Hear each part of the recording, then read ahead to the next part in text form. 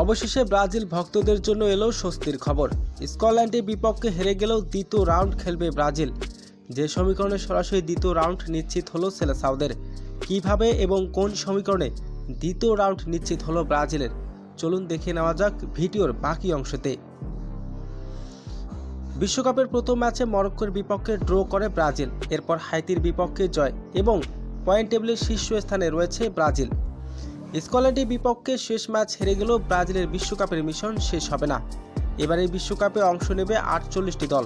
নতুন ফরম্যাটে প্রতিটি গ্রুপের শীর্ষ 2 দলের পাশাপাশি 8টি সেরা তৃতীয় স্থান অধিকারী দল শেষ 32-এ খেলার সুযোগ পাবে। ফলে হারলেও নকআউট পর্বে যাওয়ার সম্ভাবনা থাকবে সেলেসাওদের। স্কটল্যান্ড জয় পেলে তাদের পয়েন্ট হবে 6 আর ব্রাজিল আটকে থাকবে 4 পয়েন্টে। ব্রাজিল পরাজয় হলে তাদের অবস্থান অনেকটাই নির্ভর করবে মরক্কো এবং হাইতির মধ্যকার ম্যাচের উপর। হাইতি হারলে মরক্কোর পয়েন্ট হবে 7 আর ড্র করলে হবে 5।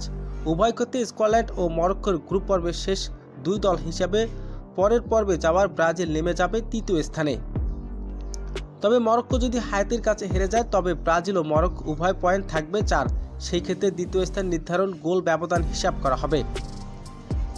বর্তমানে গোল ব্যবধানে মরক্কো থেকে এগিয়ে আছে অল্প ব্যবধানে। স্কটল্যান্ডের কাছে হারলেও দ্বিতীয় স্থান ধরে রাখার সুযোগ থাকবে আনসিলির।